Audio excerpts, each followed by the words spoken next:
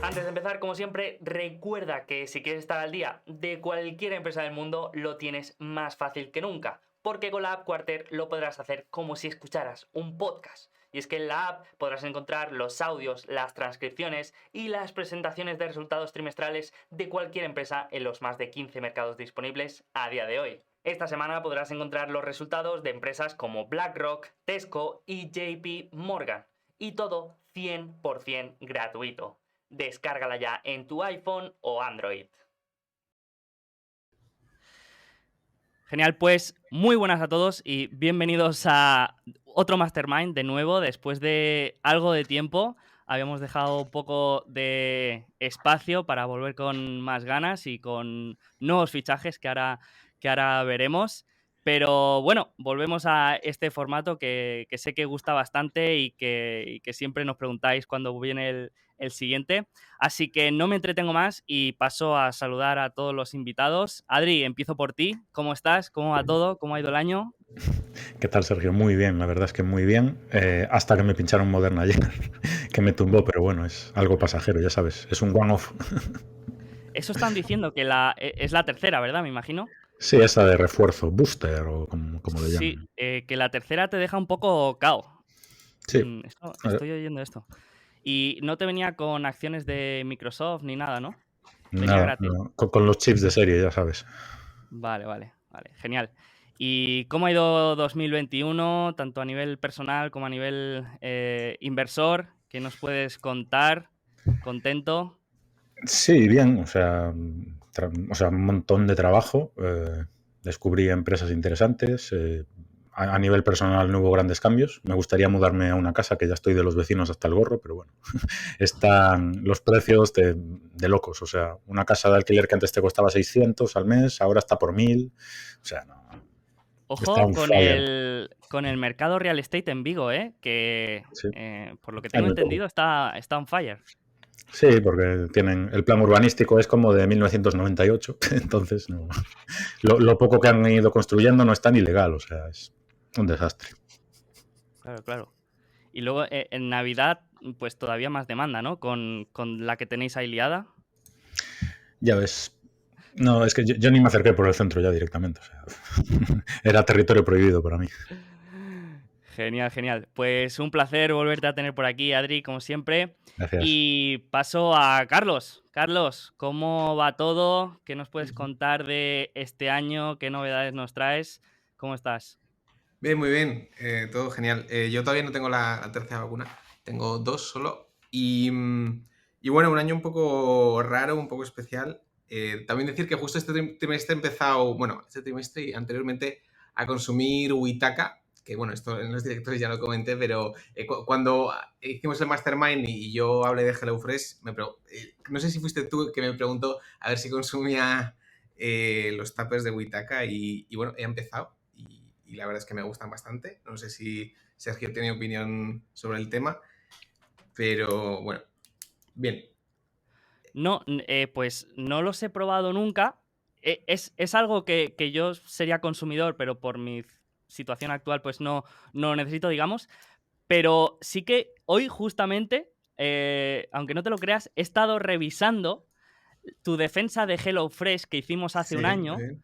porque he estado pues mirando más cosas sobre la empresa.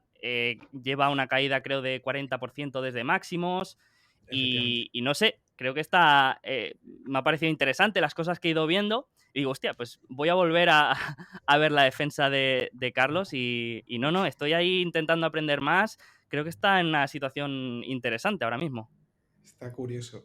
Sí, sí, sí, bueno, lo que está pasando ahora también es que no se sabe muy bien el último trimestre cómo ha ido en estos negocios online, ¿no? Porque en principio HelloFresh no ha presentado nunca mal, pero ya se masca la tragedia y no se sabe hasta qué punto es real o es una rotación o no es... Bueno, habrá que ir viendo.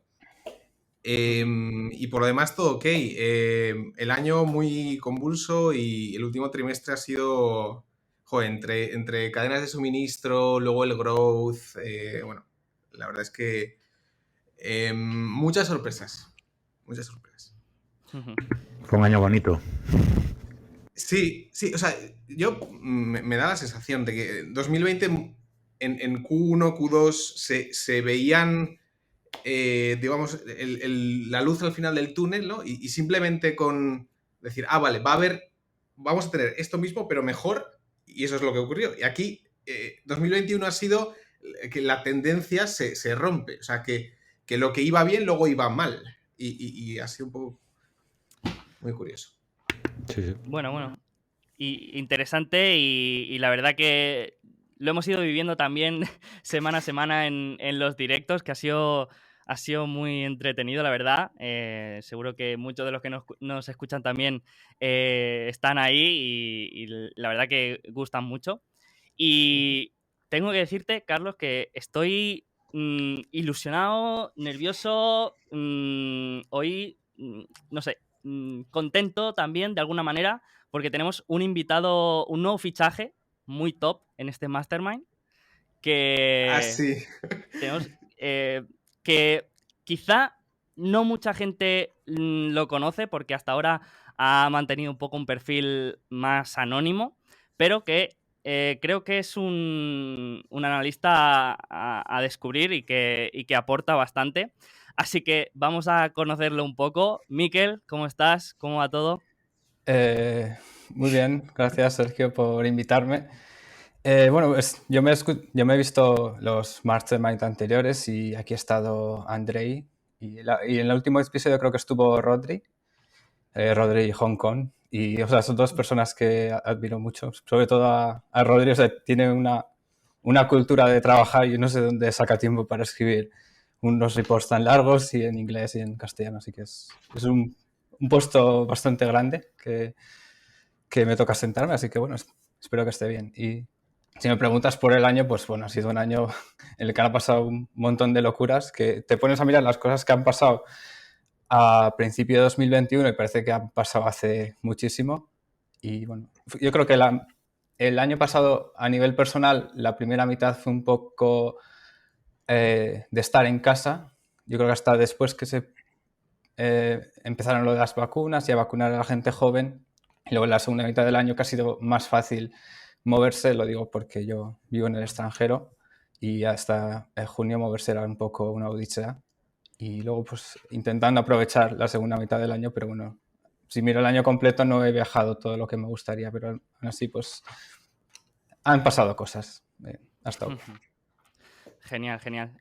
Aprovecho también para mandarle un saludo a André y a Rodri, bueno, que André, como hemos comentado varias veces, pues está dirigiendo un equipo de esports y bueno, su agenda no se la deseo ni a mi peor enemigo. Y bueno, espero que algún día pueda volver, pero bueno, de momento vamos a respetarle un poco ese calendario. Y como es tu primera intervención también en el podcast, te quería invitar a que, ya sé que es difícil bueno, que no todo el mundo se puede definir, pero que hables un poco de cómo te definirías tú como inversor o qué tipo de rasgos te gustan en las empresas, qué tipo de gestión llevas para que te conozcamos un poco mejor, Miguel. Pues yo creo que por tal y como he llegado hasta aquí, me gusta bastante concentrarme solo en una parte en los sectores y empresas que a mí me gustan, o sea, que a mí me gustaría leer y estudiar sobre ellas porque al final o sea, mi tiempo libre es limitado y yo sí por placer me gusta pues analizar pues empresas de videojuegos o de tiendas online o puede ser sobre todo relacionada con a mí me gusta mucho estar en el ordenador y siempre me ha gustado todo lo relacionado con tecnología, pues me encanta. Yo estoy viendo un montón de vídeos y material y entonces encaja bastante bien, porque nunca me voy a aburrir de aprender de eso. Y luego un poco que en sitios donde creo que el resto de la gente está equivocada, que la mayoría de las veces la gente no está equivocada o el mercado no está equivocado en interpretar algo, sino que a veces menosprecia una tendencia o exagera otra. Entonces es un poco de arbitraje de expectativas. Y un poco cómo habría llegado yo hasta aquí, pues yo soy una persona que empieza hace bastante tiempo leyendo libros sobre ETFs y inversión pasiva, y en el que todo tenía sentido. Y de hecho había gente que yo veía vídeos de gente invirtiendo y decía esto, pues el mercado eficiente, o sea, esto no puede ser. Pero bueno, como yo estoy siempre leyendo, o sea, sobre tecnología, sobre mi sector, conozco un poco cosas que pasan alrededor de mí. Aunque, o sea, yo trabajo en ingeniería civil ahora mismo. Y entonces, una vez que empiezas a estar metido en el mundo de la inversión y entiendes un poco los ratios y cómo funcionan las empresas, cómo reportan, y empiezas un poco a ver lo que pasa a tu alrededor y de cosas que te gustan o de empresas de tu sector, y empiezas a ver lo que ponen los analistas o empiezas a ver cómo el mercado está interpretando algo que tú conoces desde dentro o conoces muy de cerca porque lo has seguido durante años, y empiezas y al principio dices, yo creo que el mercado está analizando mal, yo veo estas notas de prensa, o este está exagerando, este no, este es muy bueno, pero en sus notas de prensa está ahí, no está exagerando mucho porque está cogiendo tanta cuota de mercado que quiere pasar un poco desapercibido. No va a fingir, no va a decir en sus notas de prensa, estamos elevando precios porque podemos.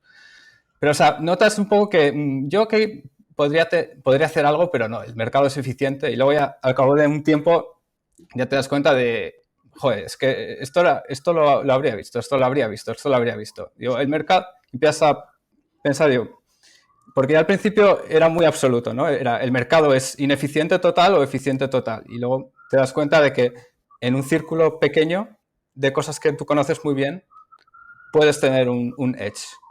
Y ya en ese momento yo creo que te hace algo clic y ya te empiezas a interesar en seleccionar alguna empresa y en invertir en una empresa en vez de en un ETF. Entonces, yo vengo de un poco de la inversión pasiva y mercado eficiente a mercado quizá no tan eficiente. O sea que mucha gente viene del trading. A mí el trading nunca me ha atraído porque me ha parecido siempre muy especulación pero bueno. ¿No has hecho nunca rayas y hombros, cabeza a hombro ni cosas de esas? No. Eso me gusta el sketch de Pantomima Full, ¿no? Que hablaba de eso, creo. Sí, genial. Buscando formas, ¿no? Pues me ha gustado mucho lo que has comentado del arbitraje de expectativas, porque yo creo que más o menos todos jugamos un poco a eso. Y bueno, ya has comentado que habías visto algún mastermind anterior, ya sabes más o menos cómo funciona. Esto es una reunión entre amigos para hacer un poco de... Bueno, el mastermind en verdad es un concepto que se suele hacer entre amigos o directivos o personas de alto rango que necesitan algún accountability partner, algún jefe, digamos, con el que echar cuentas, ¿no? Y digamos que los inversores, en nuestra faceta inversora, no tenemos ningún jefe, no tenemos nadie que nos diga, oye, pues para el próximo trimestre quiero que mejores esto, o quiero que mires esta empresa, o quiero que mejores este aspecto, ¿no? Entonces nosotros hacemos un poco de accountability partners y la excusa es venir aquí a defender de manera breve una empresa, un activo, una inversión que nos guste o que nos parezca interesante de alguna manera. Podemos tener posición en esa empresa o no, podemos creer que es una buena oportunidad o no, simplemente pues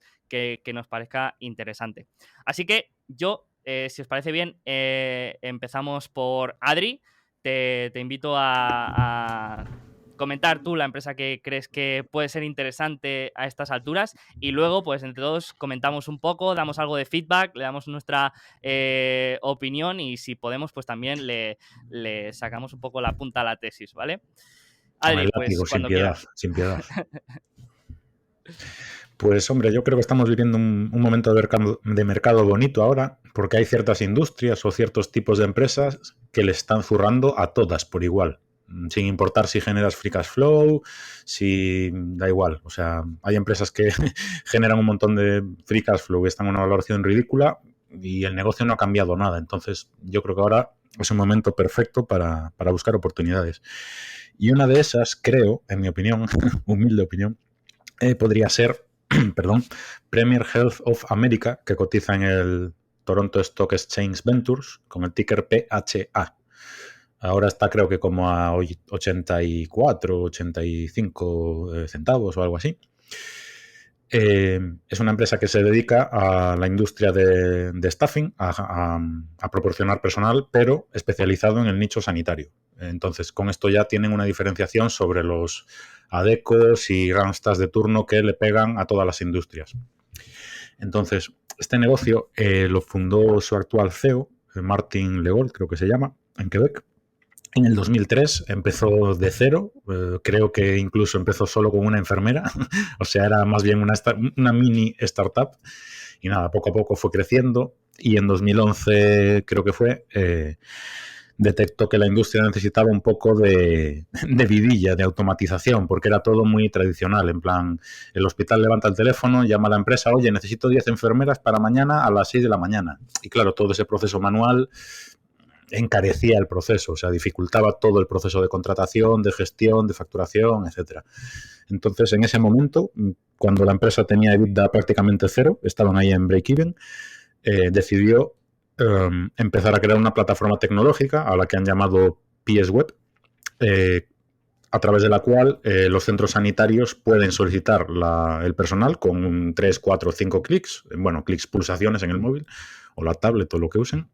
Y también el personal sanitario puede decir, oye, tienes una oferta a 2 kilómetros de casa con estas condiciones, con este horario, ¿la quieres o no la quieres? Y entonces, en cuestión de minutos, ya tienen el personal asignado a esa oferta. Entonces, agiliza muchísimo todo ese proceso de necesidades de personal. Lo bueno de que opere en el sector sanitario es que es un negocio defensivo. O sea, aunque venga una recesión de la leche, un 2008... los ingresos más o menos de la industria no va a decrecer. El 70% del sector es público y no van a despedir al 50% de enfermeras para maximizar los ingresos de los hospitales. Bueno, igual en Estados Unidos sí. Entonces, esta gente tiene como 40 y pico mil empleados sanitarios en su base de datos, con sus cualificaciones, con sus particularidades, y son digamos, es el producto de la empresa, aunque suene mal decirlo.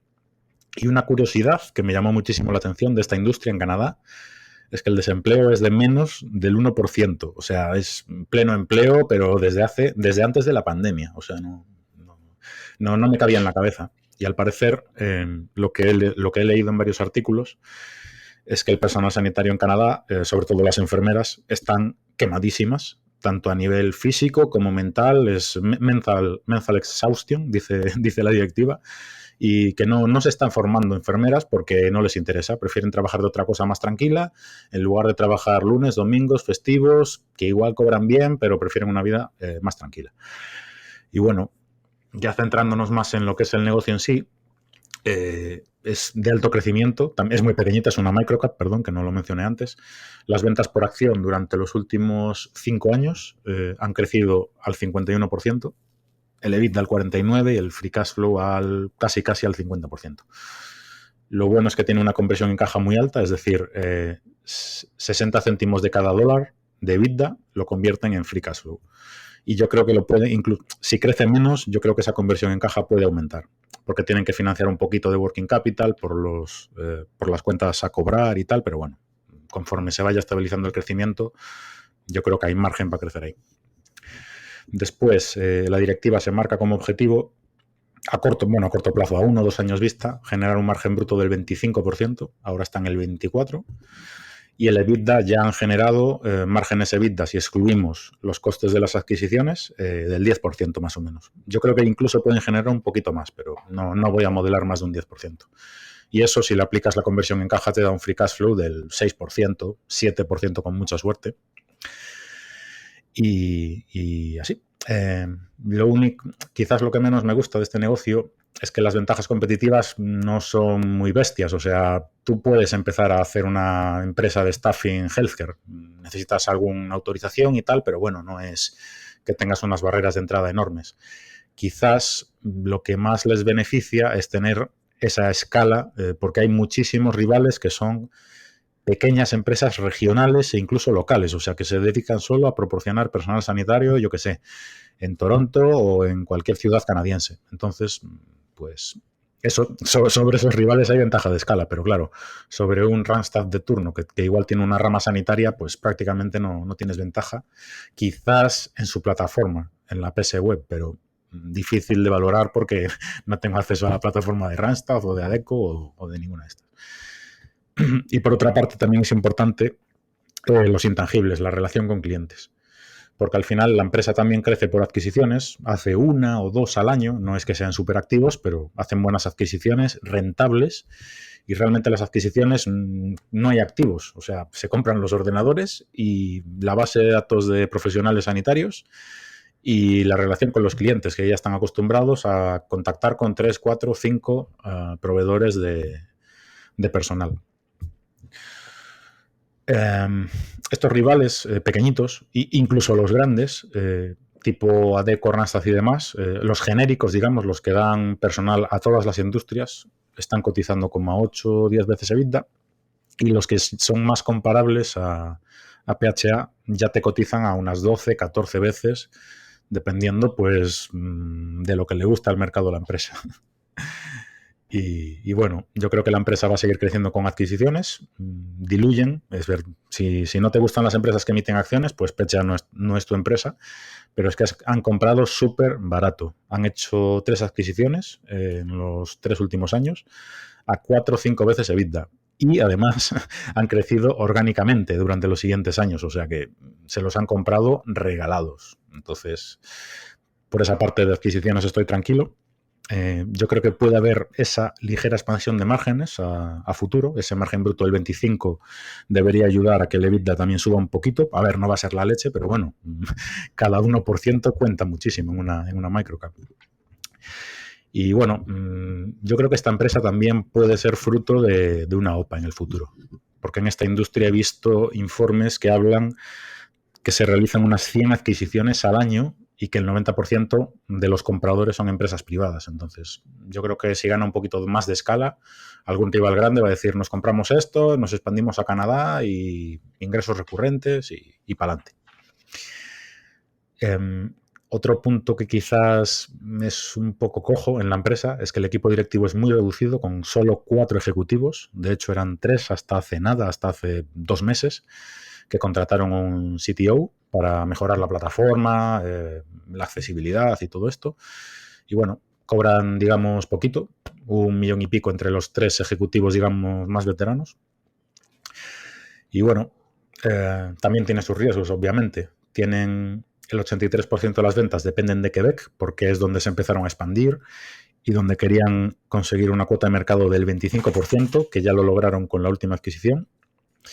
Y bueno, también les podrían pegar en el futuro con más regulación o endureciendo los requisitos que les pide el gobierno para proporcionar personal sanitario.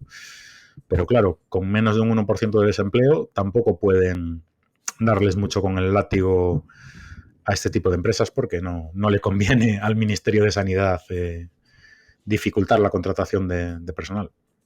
También te pueden diluir a precios bajos, está por ver. La última la hicieron a $1.05. De momento no han ampliado más capital. Por lo que hablé con el equipo directivo, no tienen intención de ampliar capital a corto plazo porque tienen bastante cash. Y bueno, yo creo que a futuro, si crecen incluso menos que en años anteriores, podrían llegar igual a 200 y pico millones de ventas en 2026, que si le aplicas un margen EBITDA del 10, pues ya te quedan 20 y pico millones de EBITDA. Y ahora pues le aplicas el múltiplo que más te guste. Al final es una microcap, no creo que sea justo valorarla 14 veces, pero bueno, yo creo que es una empresa de crecimiento a precio razonable, ¿no? Un GARP de estos. No sé qué os parece.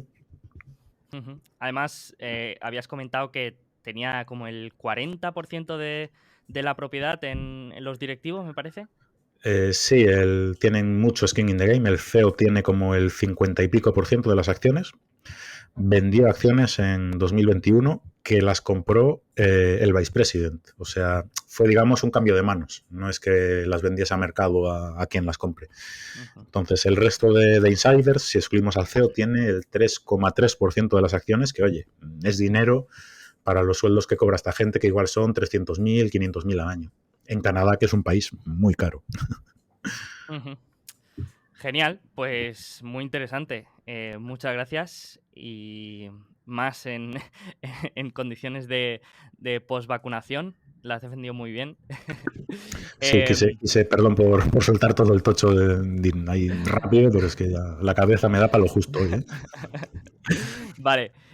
Carlos, ¿quieres comentar algo de la empresa? ¿Qué te ha Bien. parecido? Muy interesante. Encima he visto que las adquisiciones se hacen a un precio muy, muy bueno y además que como no hay CAPEX, pues el EBITDA pues va al free cash flow. Por lo demás, tú no sé cómo enfocas cómo le ha afectado el COVID o no, ¿no? Porque ahora ha habido más demanda por personal sanitario, luego quizás haya menos demanda por personal sanitario. No sé, ¿qué opinas de ese tema? Es una buena pregunta.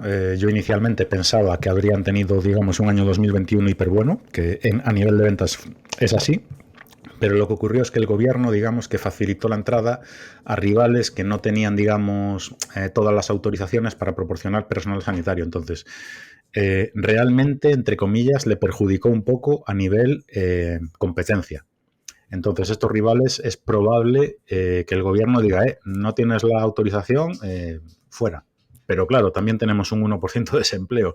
Entonces, yo creo que esos rivales seguirán ahí unos cuantos años, por no decir de por vida. Entonces, no.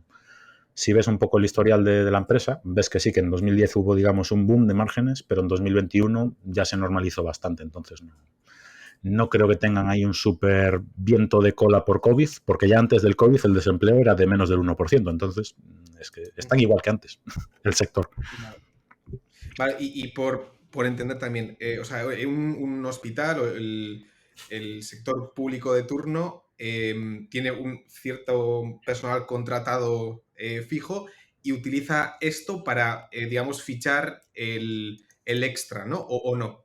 O como... Sí, básicamente el gobierno ya impone un máximo de personal privado que pueden contratar los hospitales públicos. De memoria no recuerdo si era el 3% sobre el total de personal o algo así, y los hospitales lo suelen usar o bien para picos de trabajo, pues si viene una nueva ola de COVID, de gripe, de lo que sea, o lo típico, pues cubrir vacaciones, bajas, etcétera. O sea, más o menos lo que puedes pensar de entrada, de lo que puedes intuir. Sí. Sí, y entiendo que siempre se va a necesitar esos agentes flexibles porque tampoco vas a contratar a todo el mundo, ¿no? O sea, necesitas cierta flexibilidad. Sí, hay mucha gente que trabaja en el sector privado y lo hace como un extra. Igual tienen un trabajo, yo qué sé, de repartidor de Amazon o de lo que quieran y aparte, pues el fin de semana trabaja en hospitales. O sea, mucha gente lo usa pues como para tener un extra. No quieren trabajar de lunes a domingo en el sector, quieren pues sacarse unos dólares en determinadas épocas y así. Interesante. Genial. Miquel, ¿quieres comentar algo de esta empresa? ¿Algo que te haya llamado la atención? ¿Algo que quieras ampliar?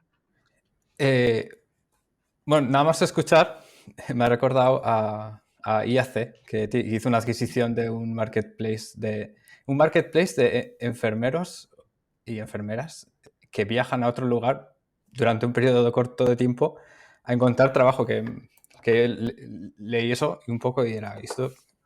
O sea, no imaginaba ni que eso fuera, que hubiese un mercado para enfermeros y enfermeras que quieren ir de viaje. Y esa la adquisición de IAC decía, recuerdo haber leído el año pasado que durante el COVID pues se había vuelto enorme la demanda. Entonces eso también que, bueno, tú dices que la demanda al final la ha provisto otras empresas que no estaban cualificadas, pero bueno, es algo a considerar que posiblemente ha sido una demanda extraordinaria y bueno, puede ser interesante. No he leído sobre la empresa, entonces no te podría decir mucho, pero creo que lo más clave sería mirar hasta qué punto, o sea, si la situación de los últimos 2 años ha sido extraordinaria, cuál es la normalidad, por así decirlo. Pero bueno. Sí, lo bueno es que ya crecía mucho antes de la pandemia, entonces, en ese sentido, no sé si crecerá al 25, al 30, al 35, pero estoy, hombre, bastante seguro de que seguirá creciendo. Y que los márgenes son sostenibles porque, viendo el historial de la empresa pre-COVID, también eran márgenes buenos, excluyendo siempre los costes de adquisiciones, que en una microcap gastar 1 millón en gastos de consultoría y demás es muchísimo. Sí.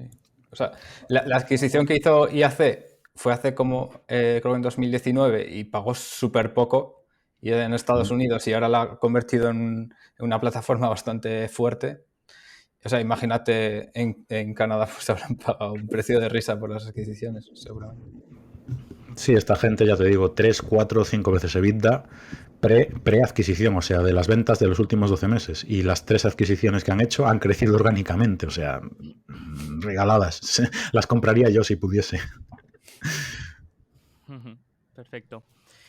Yo quería preguntarte si haciendo el EBITDA ajustado hay expansión de margen o como vemos, por ejemplo, en el margen operativo, es un margen decreciente en los últimos 2 años, por ejemplo. Ya, si ajustas el EBITDA sin hacer muchas... yo ni siquiera al EBITDA ni siquiera le reajusto los pagos en acciones porque me parece hacerte trampas al solitario. Y si ajustas los años anteriores, ya te digo, solo sumándole los costes de adquisición, ya te salen márgenes del 8, 9, 10% dependiendo del trimestre. Al final es una microcap y los márgenes pueden bailar bastante. Entonces yo por eso he moderado a futuro un 10%. A medida que gane escala, irán diluyendo los costes centrales, los 4 o 5 programadores que tienen dedicados a mantener y mejorar la plataforma PS Web. Entonces, yo considero que ese margen EBITDA del 10 es muy realista y está, digamos, a la vuelta de la esquina. Es que yo no conocía la empresa y la verdad que lo primero que resulta interesante es la valoración, digamos. O sea, es una empresa de alto crecimiento que es rentable y que pues tiene una valoración muy atractiva. Pero claro, a mí me gustaría ver un poco de apalancamiento operativo, ¿no? Entonces, aquí yo, por ejemplo, no veo el desglose de los costes operativos, pero veo que, por ejemplo, en 2021 el crecimiento de ventas ha sido también ha sido del 200%, pero el crecimiento del coste de ventas también ha sido de mucho, ¿no? Ha pasado de 3 millones a 12. Entonces es como que me imagino que es un producto que requiere una fuerza de ventas importante y que claro, eso pues reduce un poco el potencial de apalancamiento operativo, ¿no? Entonces, con un software evidentemente, como has comentado, pues no tiene una gran ventaja competitiva y no puede cobrar, no tiene, digamos, pricing power para tener muchos márgenes, pero sí que me gustaría por lo menos que fuera más fácil de poner en el mercado, ¿no? De venderlo a tu cliente. Eso es lo que no veo, solamente viendo, obviamente, la cuenta de resultados. Después, quizá en la práctica hay algo que me esté perdiendo. Pero un poco eso, ¿no? Me gustaría que fuera un producto, por una parte, más fácil de vender y por otra, que tuviera alguna diferenciación especial en el producto, porque me imagino que estamos diciendo que no tiene ventajas competitivas, pero estos productos tienen mucho coste de cambio, ¿no? Digamos, cuando una empresa incorpora eso, después ya tiene una base de datos, ya tiene todo el personal entrenado para utilizar ese programa, cuesta bastante utilizar otro, ¿no? Entonces, me gustaría ver algo mejor por ahí, pero desde luego tiene muy buena pinta y a esta valoración pues difícil que lo haga mal, ¿no? Claro, aquí apalancamiento operativo prácticamente no hay. Lo único que pueden ganar a mayores, ya te digo, es que aumenten el margen bruto del 24 al 25, que es el objetivo de la empresa y yo creo que lo conseguirán, no sé si a 1, 2, 3 años, pero ya te digo, la tesis no es que la empresa vaya a duplicar el beneficio neto aumentando las ventas un 10, un 25%. No existe ese apalancamiento operativo en el sector. Yo creo que es importante entender que esta empresa no es de software, es una empresa de servicios. Ellos te proporcionan personal, yo que sé, 10 enfermeras para mañana en el hospital de Toronto y de cada $1,000, pues ellos se quedarán 100 o 90 o 50 dependiendo de la especialización del puesto. No les van a cobrar lo mismo, pues no sé, por un bedel que por una enfermera que tiene que tener 10 certificaciones concretas para trabajar en la UCI o algo así, me lo invento. Entonces, no. Yo creo que aquí no habrá una expansión de márgenes muy bestia, quizás sí de 100 puntos básicos, de que te pase el EBITDA del 10 al 11 algún trimestre, no creo que sea sostenible, pero ya te digo, un EBITDA del 10 y teniendo ventas recurrentes y en un sector defensivo, pues yo firmo.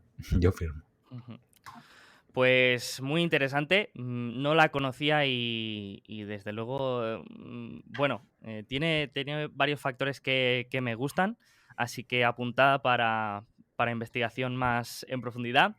Y Carlos, si te parece, pasamos contigo a ver qué empresa te parece interesante en estos momentos, que tienes por ahí Vale. estudiando Bueno, encima de la mesa. sí, bueno, yo voy a comentar Expel, que es una empresa relativamente conocida. Y bueno, me parece que la empresa es interesante y el momento actual también pues tiene su aquel.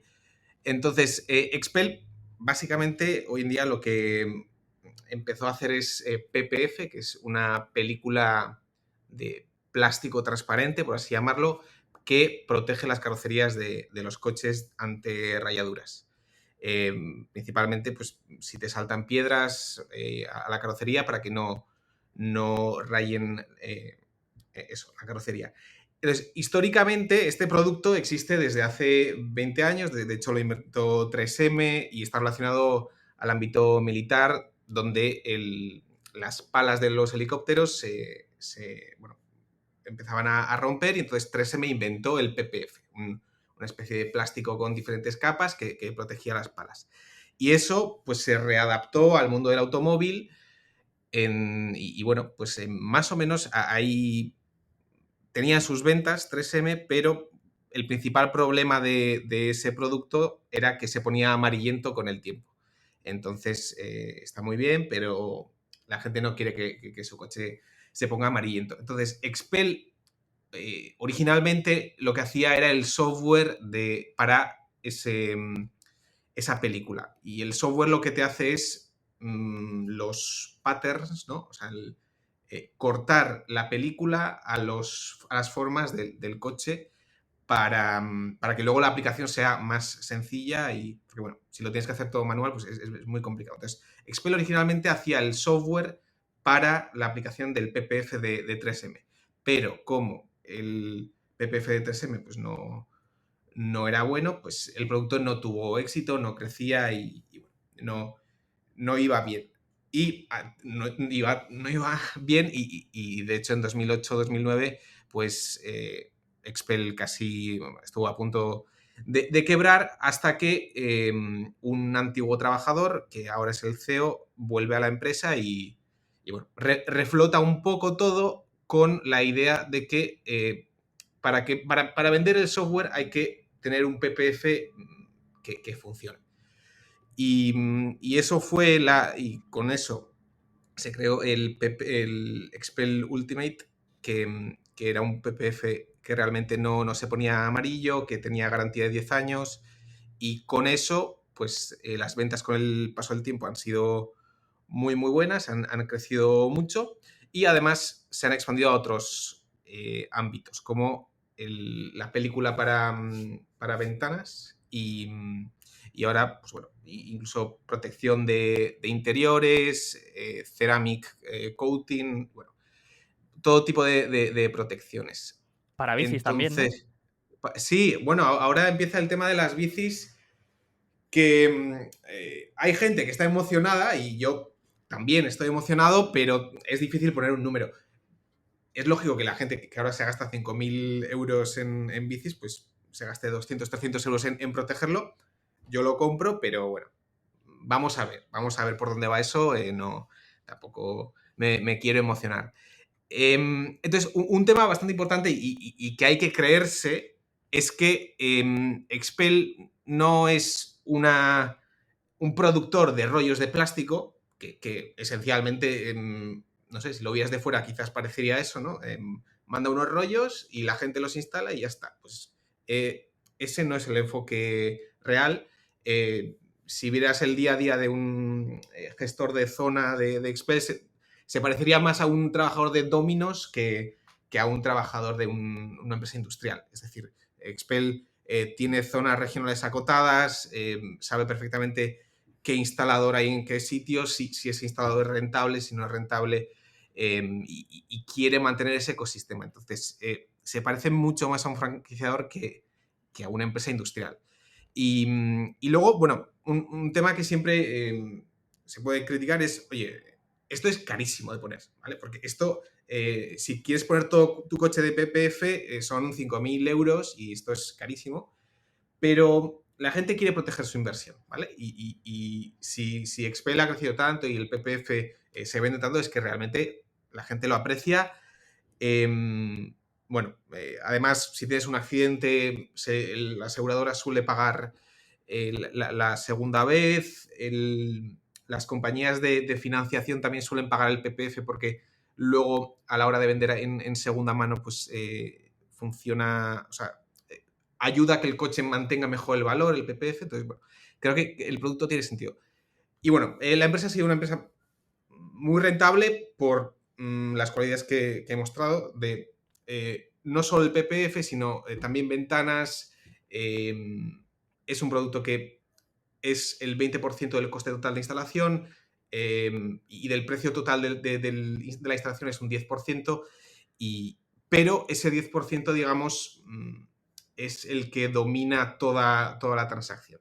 Entonces, eso hace que si Expel ahora que ha empezado a hacer publicidad en la fórmula Indy, pues eso cuando un instalador lo ve es importante porque los 2, 3, 4 clientes más que te va a traer por la puerta te los trae ese producto que te cuesta un 10% del producto final. Entonces, es importante y además el software que tiene es de los mejores de la industria y además tiene los patterns de los coches viejos, ¿vale? O sea, si tú tienes un Porsche de 2001 y le quieres poner PPF, pues necesitas el pattern de 2001 y un nuevo actor no es fácil que consiga ese Porsche de 2001. O sea, no es tan fácil. Bueno, entonces esa es un poco la película de la empresa. Entonces, y la situación ahora es que 2021 ha sido muy malo con los chips y las ventas de coches se ha reducido, pero Expel ha seguido creciendo. Entonces, eso es un factor muy interesante y se juntan varios fenómenos. Es que la gente tiene mucho dinero en el bolsillo, sí, o sea, eso es bueno para Expel y, por otro lado, se han vendido menos coches. Entonces, se han juntado esos dos factores y Expel ha crecido orgánicamente mucho respecto a la industria que decrece. Y entonces creo que en 2022, 2023, ese factor va a ir otra vez a favor. Es decir, que la recuperación de la industria del automóvil va a ser bueno sobre Expel. Y por otro lado, hay otros temas, ¿no? Tú has comentado lo de las bicis, que, bueno, bien, a futuro va a crecer y va a estar bien, pero yo creo que es interesante que Expel adquiere a un cliente suyo que ha encontrado una forma de aplicar PPF en otras cosas. Muy interesante. Quizás en el futuro pues, adquiera una empresa de poner PPF en barcos. Puede ser, no lo sabemos. Pero yo creo que la clave y el principal tema que se está perdiendo y no se está haciendo caso ahora es la adquisición de Permaplate, que es... Expel va a pasar a ofrecer el poner PPF a concesionarios y poner ellos el personal. Entonces, ese es un tema bastante interesante. Bueno, también compite con sus clientes, pero parece que no va a ser un problema. Pero, como he dicho, si $200 de ventas de Expel equivalen a un trabajo de, digamos, $2.000 que paga el cliente y a veces el concesionario se lleva $1.000 más, o sea, de esos $3.000 en las ventas de Expel ves 200. Pero si empieza a capturar, digamos, más mano de obra y empieza a poner ellos mismos el PPF, pues bueno, creo que puede capturar más dólares de todo este ecosistema. Y creo que eso no se le está poniendo nada de atención. Y a futuro, Expel creo que va a ayudar mucho más a sus instaladores, creo que va a ayudarles con el marketing. No me extrañaría que dentro de 5 años les ofreciera un CRM y cosas de ese estilo y que intente hacer incluso software. Y bueno, el producto funciona y creo que los márgenes a largo plazo EBITDA son bastante más altos que de lo que se está viendo ahora. Y bueno, ya para terminar un poco, el Q3 en la conference call siempre han tenido un margen bruto de 37, bueno, 33, 34, 35, han ido poco a poco creciendo y digamos que ahora están en un 36, 37 y decían, no, en 2022, en Q2, Q3, nos vamos a acercar a 40, es decir, un más 10 de margen bruto en un contexto de supply chain horrible y cuando dices eso, pues bueno, es de alguna forma pasarse el juego porque estás mostrando que realmente hay un pricing power latente muy importante y que va a ser estos años donde lo vamos a ver. Entonces creo que los márgenes EBITDA en madurez son mayores que 30 y free cash flow más que 20. Y entonces, pues, incluso los precios de ahora pues, son bastante atractivos. Puedo hacer un poco la guía de por dónde va a venir la expansión de margen, pero yo creo que puede funcionar. Perfecto. Muy interesante y había muchos puntos que no conocía y que me has roto un poco los comentarios que te iba a hacer, así que voy a tener que volver a reformular. Pero bueno, voy a dejar a Adri primero que comente si quiere saber algo más o tiene algún feedback que dar. Una de las dudas que siempre tuve con Expel es cómo de exportable es el producto. Es decir, yo sé que los países anglosajones, sobre todo Norteamérica, Canadá, tienen, digamos, ese culto a los coches, al automóvil y tal. Me suena que tienen bastantes ventas en China, pero no sé cómo otros países, cómo son de receptivos a ese tipo de productos, y si son fans de meter los films o no. Sí, bueno, los crecimientos están, pero evidentemente todavía la base es pequeña. Entonces, hasta que pasen 3-4 años no vamos a saber si realmente Estados Unidos es fiel reflejo del resto del mundo. No lo vamos a saber. Pero claro, incluso Estados Unidos hoy en día crece un 30, un 40% orgánico y eso te da un poco la ilusión de que, vale, si Estados Unidos tan maduro crece tanto, pues es que en Europa le queda muchísimo. Pero claro, como tú dices, pues bueno, no todo tiene por qué ser igual. Sí. Y bueno, me consta que ha expandido márgenes durante los últimos años. No sé hasta qué punto crees que puede llegar el margen EBITDA, por ejemplo, porque me imagino que tiene bastante conversión en caja, bastante alta, me imagino, ¿no? Sí, sí. Bueno, estamos hablando de un producto físico, entonces, bueno, podría no tener margen de... O sea, podría tener problemas de circulante y tal, que no los tiene. Por X razones, convierte mucha caja. Entonces, yo creo que el margen bruto tiene que pasar de los 45. O sea, ahora, digamos que está en 36, 37, el año que viene 40 y con más productos, con alguna subida de precio, en 45 nos tendríamos que poner sin ningún problema, diría casi. Los márgenes, el OPEX ahora mismo está en 18, creciendo tanto como crece, pues bueno, quizás en madurez no sea 18, será 15. Entonces, bueno, 15-45 ya es un 30 de EBITDA, que creo que es superable incluso. Entonces, bueno, si aplico esos márgenes en madurez ahora, pues me parece que el precio es atractivo. Sí, siempre la consideré curiosa. O sea, no sé, el equipo directivo tiene que ser la leche, porque construir eso prácticamente desde la nada, pues sí, tiene mucho mérito. Sí, sí. Bueno, y tiene 38 años. Ryan Pape tiene 38, o sea que... y lo que le queda por delante, entonces. Sí, tiene pinta. Genial. Miquel, ¿qué te parece Expel? Bueno, a mí Expel me gusta mucho y me gustaba de antes de que la explicases, así que voy a tener un sesgo positivo. Sí, además, por lo que has dicho de que podría ofrecer un CRM, o sea, si ves la actualización del DAP, que es el software, en la última actualización que han sacado del software, han metido como job management para que el negocio asigne trabajos a sus empleados. Así que ya me parece que ya van los tiros por ahí. Y, Sí, sí. o sea, por esa parte, bien. O sea, una cosa de la que la gente dice es que, bueno, es que lo que decías tú, que los coches han vendido menos y ha crecido, pero es que, a ver, si se sabe que los coches en los que más se pone este film son Tesla.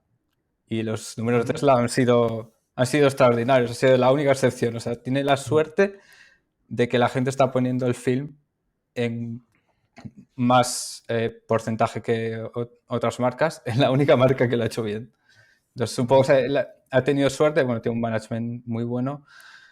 ¿Y qué se le puede decir? Supongo que hay que siempre sacar algo malo. O sea, un poco la tesis mala sería, o la amenaza sería que los competidores de Expel, o sea, que alguien podría hacer un film que son empresas industriales que tienen unos presupuestos de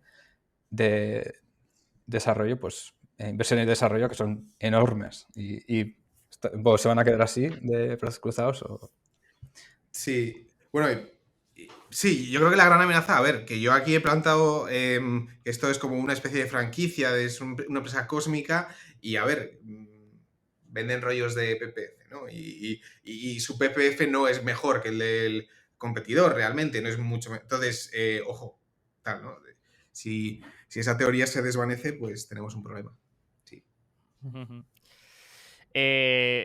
Yo igual, o sea, tenía algunos comentarios, como por ejemplo el apalancamiento de los instaladores, así, pero lo has comentado y a mí realmente, o sea, lo único malo que podría decir, o lo único que me gustaría de esta empresa, es que cayera como HelloFresh, que te he comentado antes, ¿no?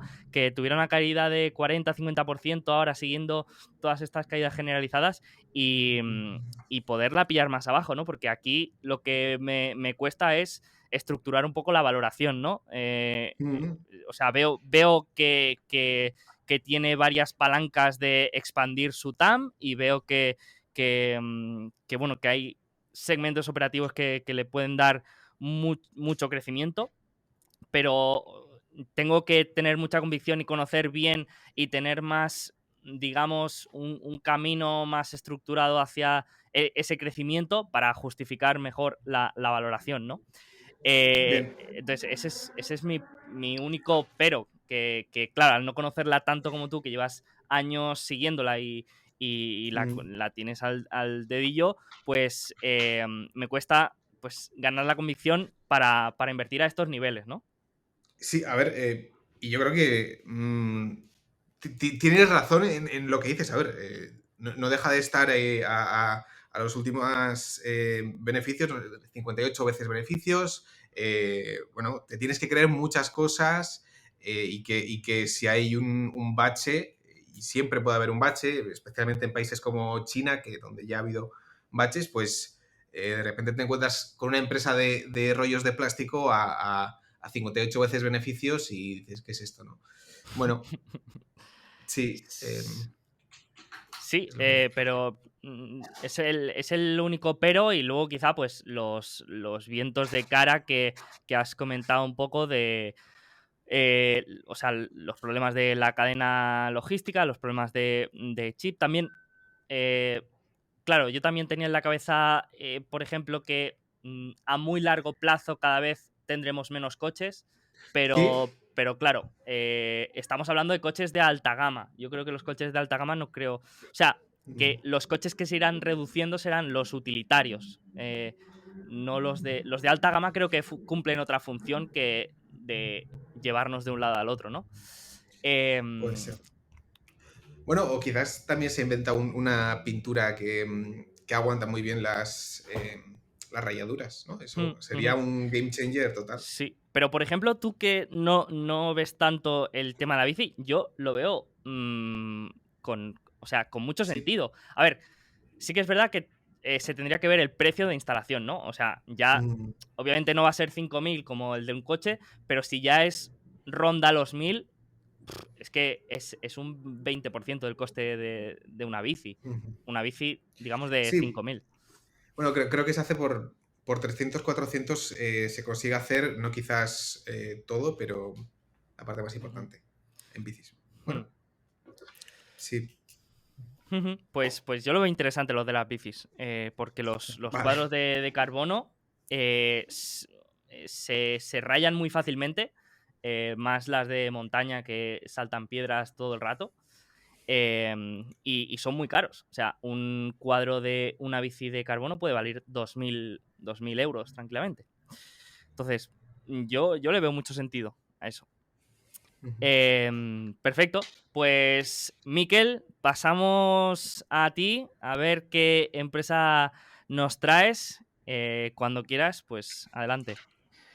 Bueno, pues yo quería hablar de Spotify y bueno, no voy a hablar de la tesis y creo que la voy a plantear un poco por encima y voy a repasar un poco los puntos porque creo que está un poco hablada demasiado, la han comentado muchas personas y la has comentado tú en este canal o en este podcast, así que o sea, te estaría pisando un poco lo que dices, pero bueno.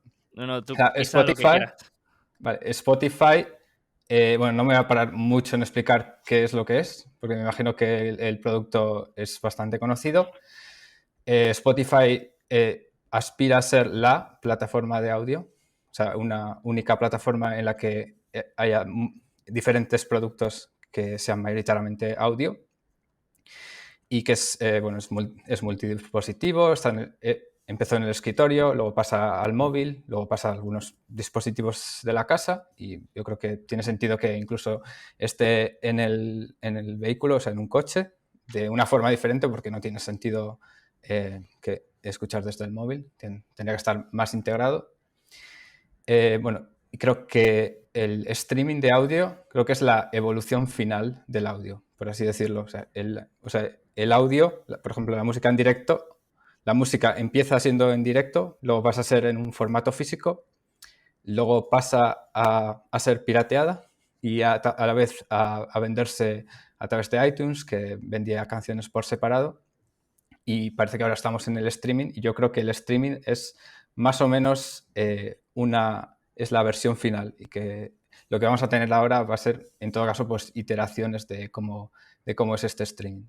Y en ese sentido creo que Spotify se ha convertido en la aplicación, o sea, después de muchos años de amenazas y de Amazon Music y de Apple Music, yo creo que Spotify se ha convertido en el líder. Y si sigues artistas en Instagram, por ejemplo, comparten sus listas de reproducción, ponen capturas, ponen enlaces a su música. De hecho, pues Facebook y Spotify están bien integrados. Y de hecho sus fundadores, pues Mark Zuckerberg y Daniel Ek se llevan bien. Eso es una cosa así aleatoria. Y yo creo que es probable que veamos más cosas en Spotify. Creo que podríamos ver merchandising, creo que podríamos ver entradas a conciertos, porque no sé si visitáis páginas web de artistas, pero bueno, suelen ser bastante pobres, suelen ser bastante inútiles en la mayoría de los casos. Solamente hay, pues a lo mejor las fechas de un tour y nada más, y un enlace aquí y un enlace allá. Bueno, entonces eso, Spotify comienza como una plataforma para música solamente. Comienza siendo una plataforma de streaming en el que ponen un método que tú escuchas con publicidad, pero el objetivo de la publicidad es que te moleste tanto que te conviertas en un usuario de premium. O sea, tienes acceso a la misma música, no te limitan el acceso, salvo que te ponen un anuncio y cuando te sale un anuncio, cuando estás escuchando música, pues te sienta un poco como una torta en la cara, ¿no? Es bastante desagradable. Y empieza con un reparto, o sea, el dinero de las suscripciones se reparte, más o menos un tercio va a Spotify y 2/3 van a las discográficas. O sea, 2/3 de lo que entran por las suscripciones no va al artista, sino que va a las discográficas y esto es por cómo está montada la industria de la música. Y si queréis conocer un poco sobre el tema, creo que hay un vídeo muy bueno de Jaime Altozano en YouTube que habla de los contratos filtrados de Kanye West, que me parece que es muy interesante y es muy surreal incluso cuando conoces cómo funciona. Y todo esto empieza en Suecia, que es digamos, en su momento era la cuna de piratear música, era donde nació The Pirate Bay. Tenían un partido político que era el Partido Pirata, tenía escaños, lo mandaron al Parlamento Europeo. Bueno, el sitio en el que las discográficas más habían tirado la toalla empieza allí, y hoy en día pues los países escandinavos son los países que tienen mayor tasa de personas que están suscritas a Spotify de pago, lo cual es bastante irónico si lo piensas, pero bueno. Eso lo digo como hay mucha gente que cree que en muchos países la piratería no va a salir de ahí y que la gente va a seguir pirateando. Pues mira, aquí tienes un ejemplo de un país en el que el streaming ha estado más tiempo disponible, es el país que más lo ha adoptado. Y entonces, hoy en día, las discográficas tiran la toalla para la distribución, y hoy en día más lo que estarían haciendo es un poco de publicidad, captura de talento. O sea, más o menos una discográfica es como un venture capital de talentos musicales, y también hacen las tareas administrativas.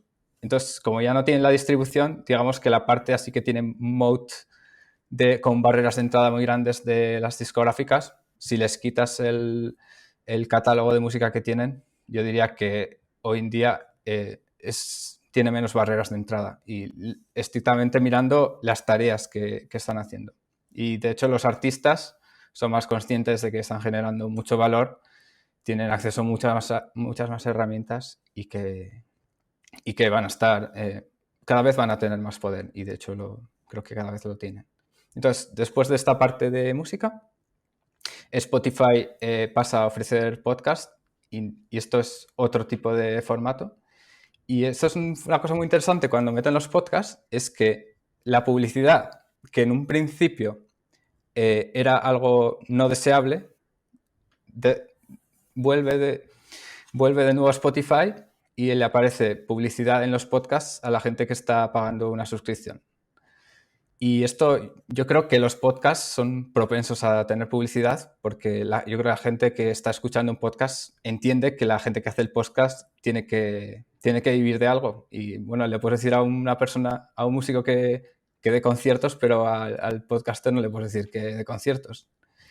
Y yo creo que existe esa noción ya de que en YouTube o en un podcast tú lo estás escuchando y vas a tener un patrocinador o vas a tener un anuncio publicitario. Está organizado el podcast para que tenga esos cortes, y creo que es una publicidad tolerable, no es como que estás escuchando música y estás en otro rollo.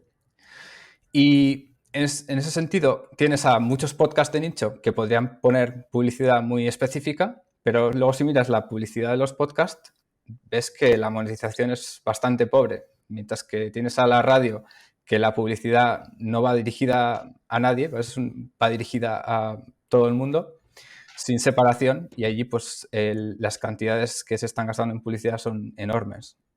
Y yo creo que es uno de los sitios en el que puede haber disrupción y que tiene sentido que hayamos publicidad en los podcasts, ¿no? Porque tú, si vas en un coche escuchando la radio, a lo mejor vas de viaje y pasas por Ávila, y te anuncian un taller de reparación de coches, y tú dices, pues a mí eso que me importa, ¿sabes?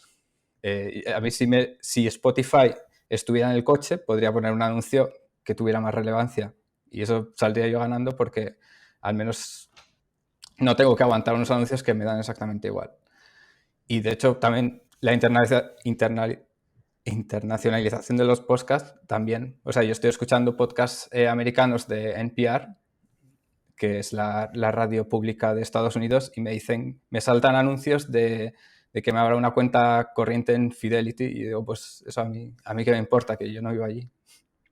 Entonces, yo creo que los podcasts traen ese resurgimiento de la publicidad, que vuelve y se le pone publicidad a los usuarios de pago, y yo creo que esto abre la puerta a que los márgenes dejen de estar anclados permanentemente a ese tercio de dinero que le entraba por las suscripciones, porque todo lo demás se lo tenía que dar a las discográficas. Y bueno, de hecho también me gusta mucho que Spotify esté metido en la creación de podcast, aparte de que está metido, distribuye los podcasts, pero también está metido en la creación, tiene la adquisición de Anchor, ha hecho otras adquisiciones, tienen sus propios podcasts y me parece muy interesante que al menos la creación de podcasts yo creo que no les va a lastrar porque van a tener influencia en las funcionalidades de Anchor y si a Anchor le quieren dar funcionalidad de vídeo, pues le pondrán funcionalidad de vídeo a Spotify y estará todo unido.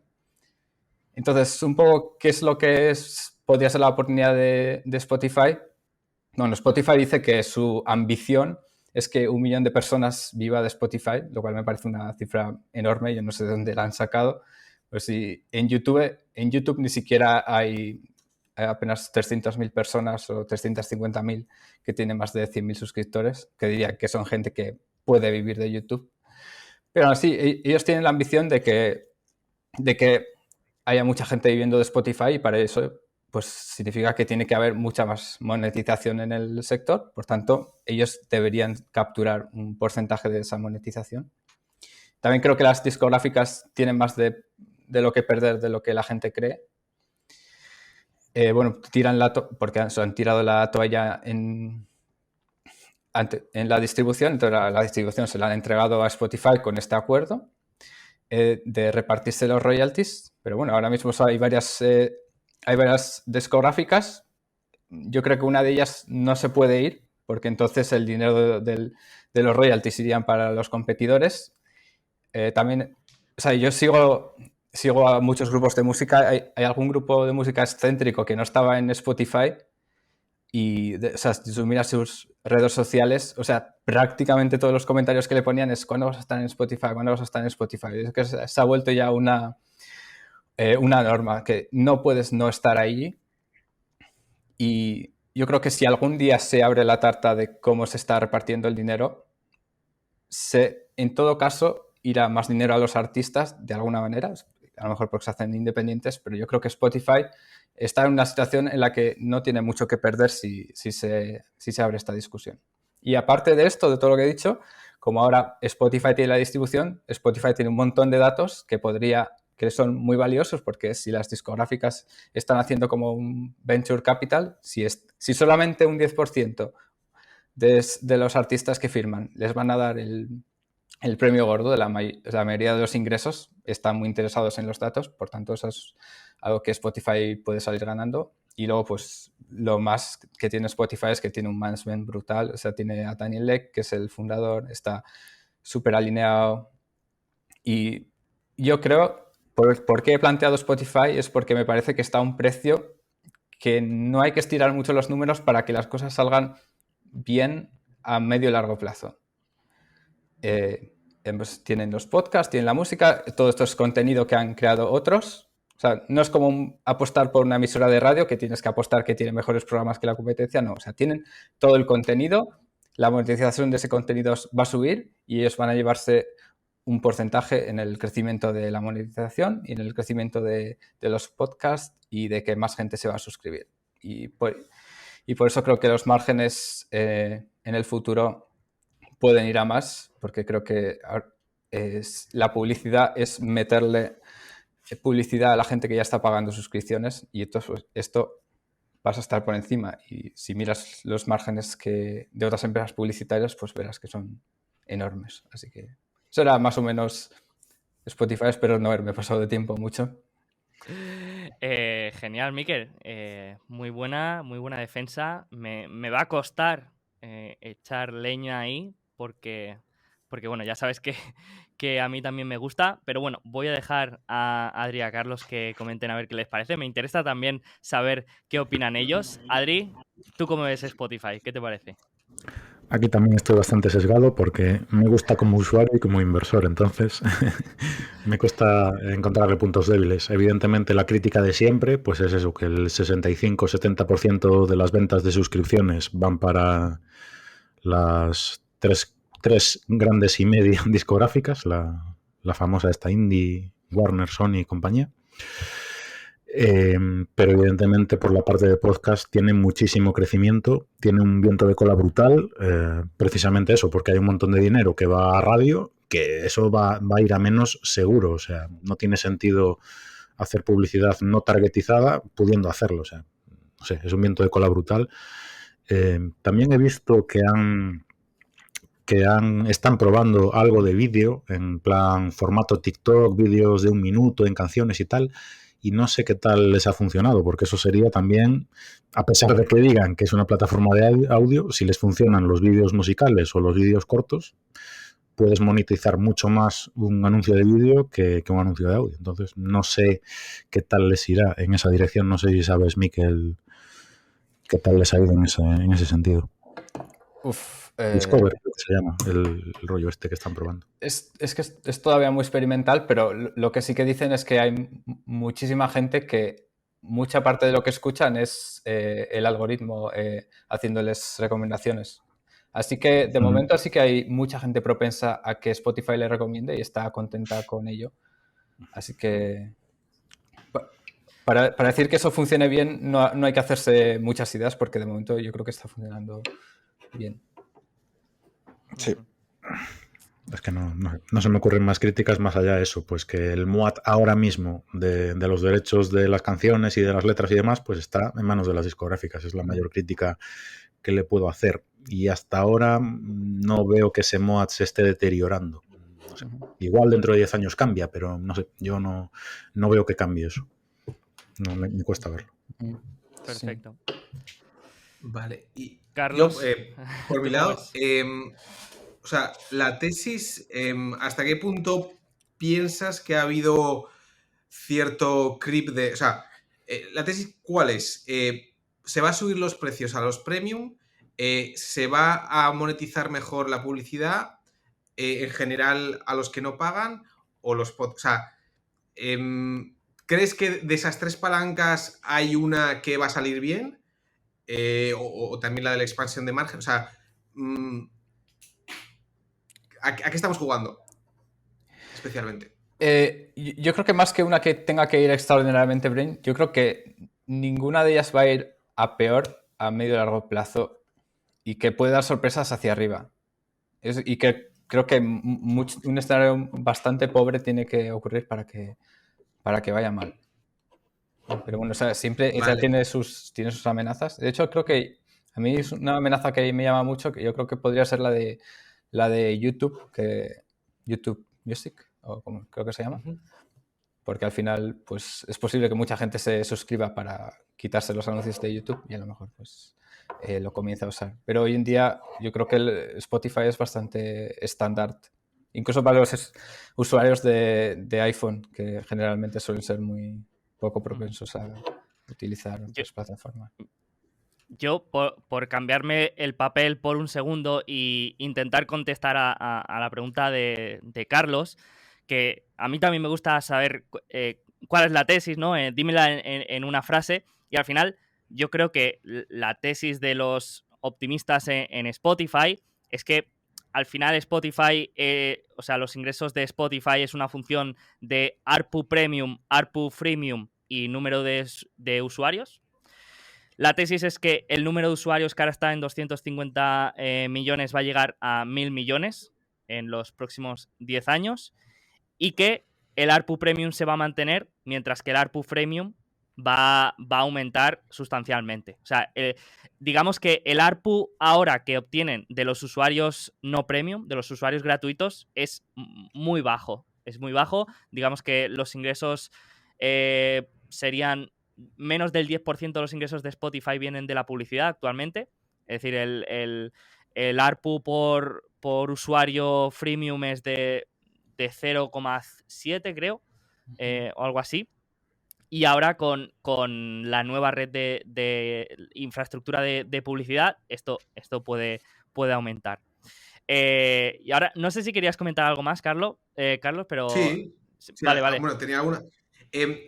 Y a ver cómo veis el rol de las discográficas como otro distribuidor más, porque hoy en día la música se consume en Spotify, pero se consume en Peloton, se consume en Twitch, se consume en muchos sitios digitales y, bueno, la discográfica también hace como una especie de distribuidor de distribuidores, entonces, que quizás sí que aporta valor la discográfica. No sé. O sea, desde luego yo creo que aporta valor. No, no lo pongo en duda, pero también me parece que ha tenido bastante complacencia y que en esa complacencia pues hay otras empresas que están diciendo, oye, nosotros podemos hacer una discográfica mejor en la que al artista le vamos a dar más a cambio de que se empeñe un poco en hacernos nuestro trabajo más fácil. Pues, por ejemplo, tienes la IPO de Believe Music, o Believe Music creo que se llama, que salió en París, que sería un poco la competidora de Universal, y le está intentando coger a los artistas más incipientes, porque no puedes coger a un artista cuando ya ha tenido un acuerdo. Entonces, yo creo que sí que tiene sentido que haya discográficas, pero si miras lo que dicen los artistas, primero, no pueden decir mucho porque tienen un contrato todavía con ellos, pero lo que dicen es bastante heavy. Luego las discográficas dirán que eso no es así, que le aporta mucho valor, pero si preguntas sinceramente a algunos artistas lo que piensan de las discográficas, pues hay bastante descontento. No creen que estén capturando un porcentaje de valor que les correspondería para el esfuerzo que están haciendo. Así que yo creo que los artistas pueden tirar, no es solamente que Spotify tenga que tirar a las discográficas para mover las cosas. Perfecto. Pues a mí pues me cuesta mucho también, yo estoy bastante sesgado, pero bueno, siempre hay cosas que a uno no le gustan y que se pueden rascar, ¿no? A mí no me acaba de gustar que yo como usuario premium de Spotify tenga que escuchar los anuncios en los podcasts. Y creo que eso no le encuentro sentido. Y más cuando son anuncios targetizados. No es que los incrusten en los podcasts, sino que son de Spotify, ¿no? Entonces, yo eso no lo entiendo. Y creo que le añadiría más valor a la suscripción premium, que a día de hoy, pues todavía es la fuente máxima de ingresos, o sea que creo que no hay que olvidarla, y que también un poco la tesis a largo de Spotify de que se va a convertir en una plataforma de audio en la que se va a consumir, o sea, digamos que hasta ahora se consume el 90% música, el 10% todo lo restante, ¿no? Audiolibros, podcasts, etc. La idea es que a largo plazo la música quizá se quede en el 70% y el resto en podcast y demás contenido en formato audio. Entonces, tengo mis dudas de que este nuevo contenido en formato audio le quite valor a la suscripción premium, ¿no? Yo pago una suscripción premium por el valor que me aporta al escuchar música, no al escuchar podcast, ¿no? Entonces, aquí hay un poco una contradicción que no sé cómo la van a jugar, que creo que se puede compensar con el crecimiento de suscriptores, que también hay que ver ahí, pues, cómo se estructura ese camino de crecimiento de suscriptores, porque está siendo más bajo de lo que todos teníamos en el Excel, tampoco mucho más bajo, pero bueno, que podría ser mejor. Luego, obviamente, estamos pensando en una infraestructura de publicidad en un contexto de conocer Google y Facebook y todas estas, cuando tenemos que tener en cuenta que la publicidad en audio es muy diferente y sí, por un lado tenemos un contenido que es mucho más fácil de crear, y si en YouTube, por ejemplo, tenemos 350.000 creadores, aquí vamos a tener muchísimos más, porque es un contenido que se puede crear mucho más fácil y las barreras de entrada son bajísimas, entonces va a haber mucho más contenido, pero a la vez la targetización creo que es menor, bueno, puede ser similar a la de YouTube, pero creo que se podría mejorar de alguna manera. Que Spotify sepa más cosas de nosotros, aunque los algoritmos de recomendación de música funcionan bastante bien. Y luego hay que ver el impacto y el valor que tiene la publicidad en el audio, ¿no? Han introducido hace poco una funcionalidad que, por ejemplo, te permite hacer clic en los anuncios, que haya CTAs, Calls to Action, pero no sé el impacto que puede tener. Por ejemplo, en YouTube el impacto es es mayor, ¿no? Porque ves a un tío que, aunque a nosotros nos parezca que los anuncios pues aportan poco valor, yo creo que funcionan mucho mejor porque hay una imagen, hay alguien explicándote, hay impacto visual, es más fácil hacer clic que cuando tienes el móvil en el bolsillo, ¿no? Entonces, hay que ver cómo es el valor de esta publicidad en audio, que obviamente en la música los ingresos que generan por audio son bajísimos. Entonces, sí que sé que, por ejemplo, los anuncios que salen cuando escuchamos música son anuncios que producen ellos, digamos. No puede ir cualquiera como en YouTube, grabarse en su casa y poner el anuncio. Entonces, en los podcasts sí que se va a permitir esta infraestructura donde yo puedo ir al programa de Spotify, grabar mi anuncio y ponerlo. Entonces, eso hay que ver cómo es el resultado. O sea, si invierto 100, ¿cuál va a ser mi retorno como empresario yo? Eso es lo que quiero ver, lo que quiero probar y quiero ver cómo va evolucionando. No sé si tienes una idea ahí del valor de la publicidad. No sé si lo has pensado, si tienes una idea más organizada que la mía. O sea, no lo tengo en un Excel, pero o sea, me parece que sí que tiene sentido en el sentido de que cada vez como escuchas más podcast, eres más propenso a escuchar más podcasts de nicho. Luego, por ejemplo, si estás escuchando un podcast que es no sé, muy genérico, de humor, a lo mejor es más difícil poner un anuncio, pero si es un podcast de tecnología o de inversión, no sé de qué podcast escucháis, la mayoría de los que escucho son de tecnología y de entrevistas. Es bastante poco imaginativo.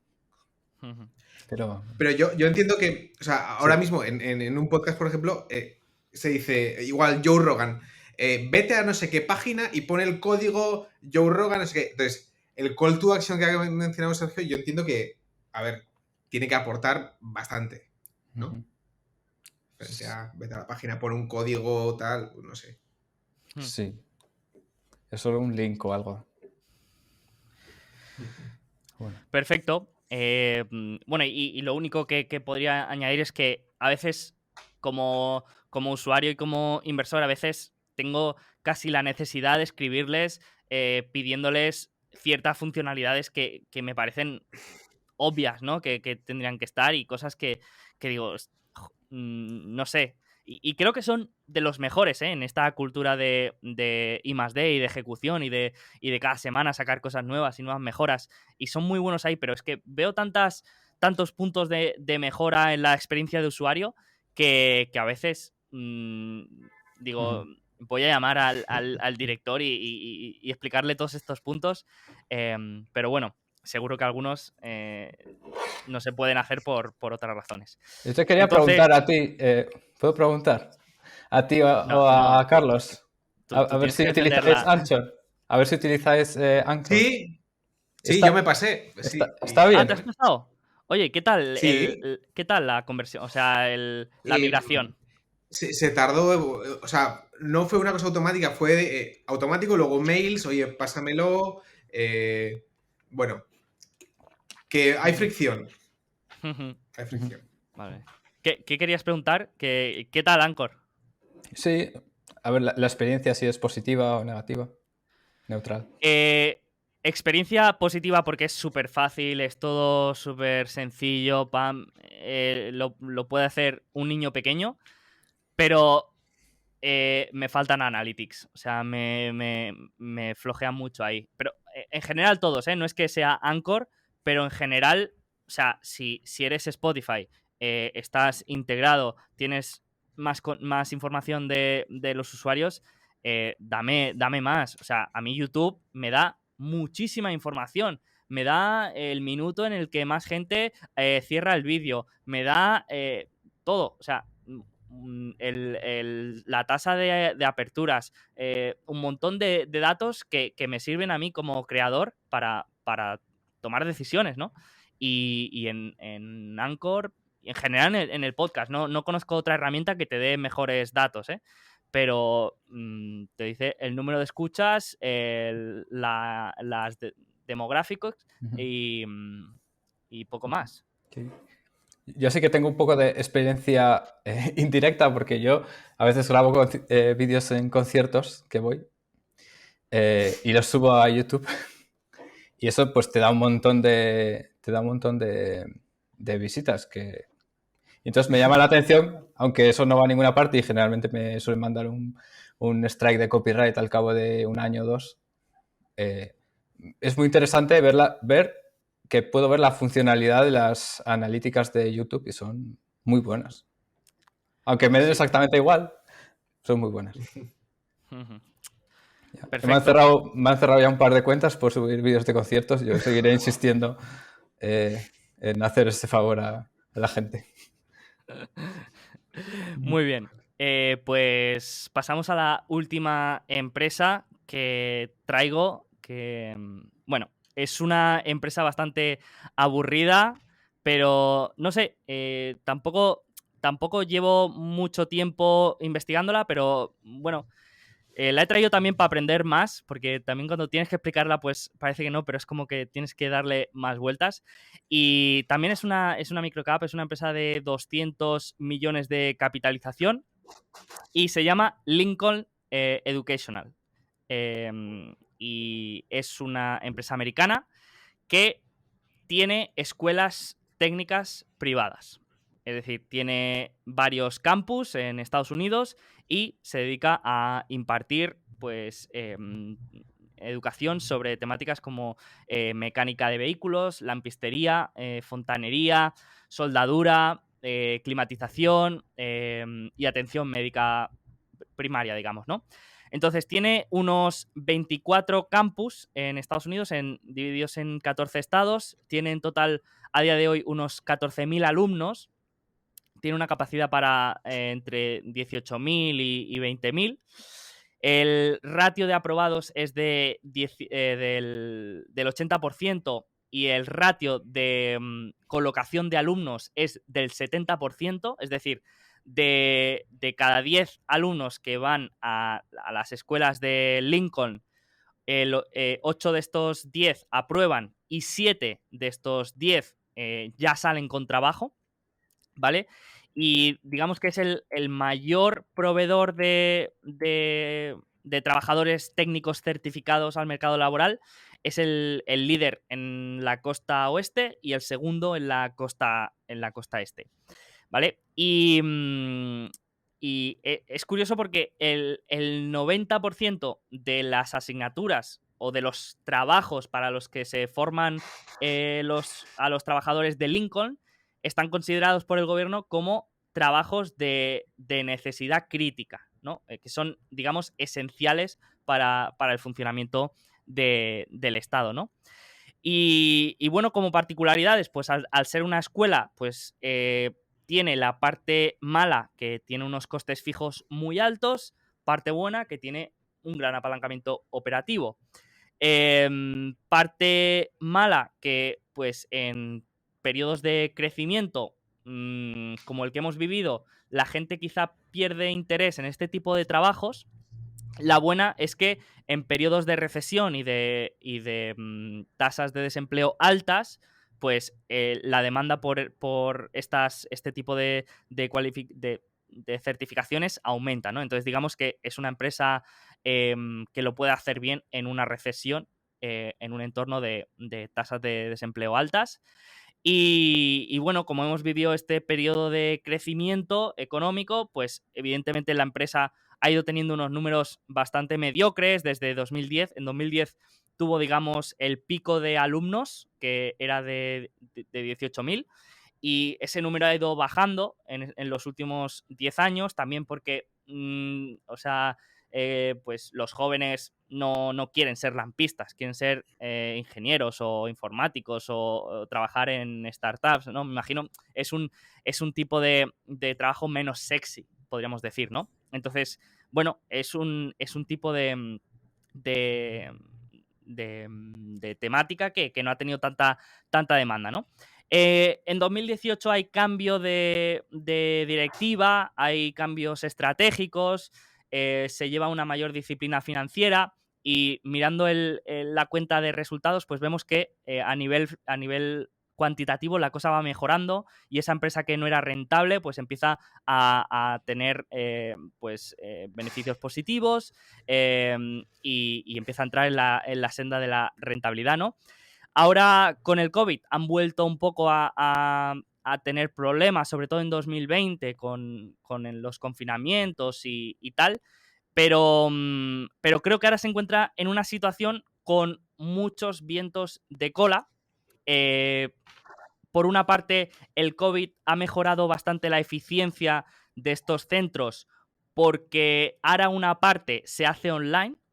El 75% de la asignatura se hace presencial y el 25% online.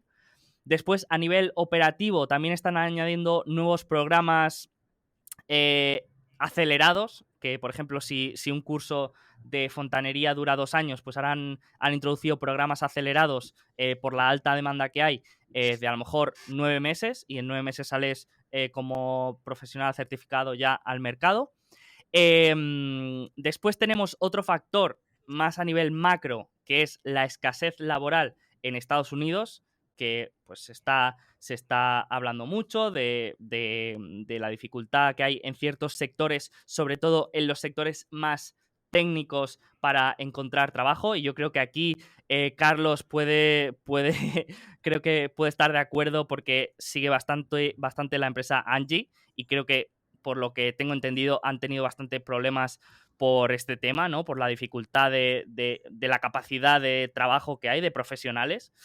Entonces, hay una escasez de trabajo cualificado en Estados Unidos y a esto le añadimos el factor demográfico, que es que la gran parte de los que actualmente trabajan en este tipo de puestos, que repito, mecánicos, fontaneros, lampistas, soldadores, la mayoría de estos trabajos los componen personas boomers que están cerca ya de la jubilación. Entonces, si miramos la edad media, por ejemplo, de un fontanero, está entre los 55 y 57 años, ¿no? Entonces, esto es un viento de cola porque vemos que va a haber una gran cantidad de gente que de aquí 3 años se va a jubilar. De hecho, ya con el COVID muchos se han prejubilado y ya han habido grandes tasas de prejubilación. Y a esto le tenemos que sumar todo el gasto público que va a llevar a cabo el gobierno de Biden con el presupuesto de gasto en infraestructura, que también va a suponer una alta demanda de trabajo cualificado, en construcción, en todo tipo de trabajos técnicos. ¿Vale? Entonces, viene de unos años mediocres, pero creo que ahora se ha juntado un cambio de directiva más esta situación que mezcla varios vientos de cola que creo que son megatendencias importantes y que yo creo que a lo que va a llevar es que este tipo de trabajos de fontanero, de lampista y de tal, que nadie quiere hacer, pues van a ser más valorados, van a ganar más que los ingenieros y van, entre comillas, ¿no? Pero van a ser trabajos mejor valorados y eso va a hacer pues, que vuelvan a ser sexys de alguna manera o que vuelva a haber mayor demanda, ¿no? Entonces, esta es la situación de la empresa. Y volviendo un poco a los financials, es una empresa que va a generar 30 millones de EBITDA este año, que es el doble que en 2020 y solo con un crecimiento del 20%, y tiene una caja neta de 80 millones, ¿vale? Si miramos más aspectos cualitativos, pues sí que es verdad que no podemos hablar de grandes barreras de entrada, pero sí que es verdad que pues al llevar ya muchos años en este sector, pues ya tienen una gran red de empresas con las que trabajan, con las que colocan a sus alumnos. También tienen una marca que no es lo mismo que te venga un tío con un currículum de un instituto que no conoces que un instituto que sí, que te suena que es el mayor de Estados Unidos. Entonces, creo que hay algo de marca.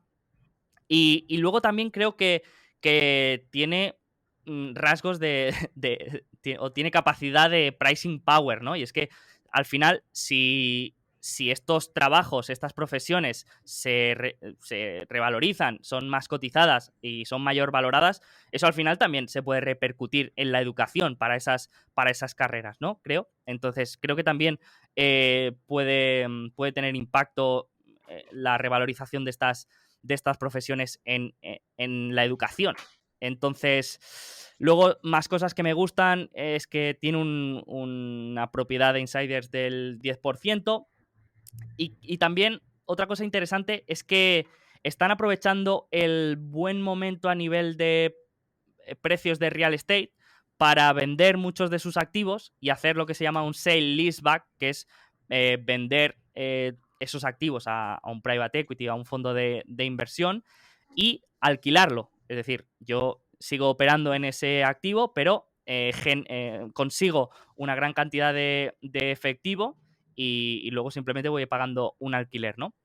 También están hablando de usar ese efectivo de la venta de activos para expandirse a más zonas geográficas y luego aparte pues también tienen otros más activos pendientes de venta. Así que si ponemos todo junto un poco en valoración, tenemos una empresa que cotiza a 200 millones de dólares de capitalización, pero que tiene 80 millones de dólares en caja neta, más 20 millones en activos que todavía están por vender, ¿no? Entonces, bueno, haciendo un poco la trampa de restarle toda la caja a la cotización, pues tenemos una capitalización de 100 millones que si lo dividimos por los 30 millones de EBITDA que van a generar este año, pues tenemos una empresa cotizando a 3-4 veces EBITDA y con muchos vientos de cola, que está siendo mejor gestionada y que va a estar ahí siempre y que este tipo de trabajos siempre van a existir, no se van a poder hacer en línea, sino que es una educación que necesitas de material, de estar presente, también lleva unos riesgos, es decir, necesitas personas ahí delante. Creo que no se puede, como otras, no sé, como otras carreras que quizás sí se pueden trasladar más al mundo online. Esto yo creo que va a seguir existiendo muchos años y encima, pues, en caso de una recesión, pues lo puede hacer bien, ¿no? Entonces, esta es un poco el resumen de esta idea de inversión. Todavía está a medio cocer, pero no sé, reúne varios factores también que me gustan. Así que a ver qué os parece. No sé si la conocíais o no, pero bueno, ¿qué te parece, Adri? ¿Cómo la has visto?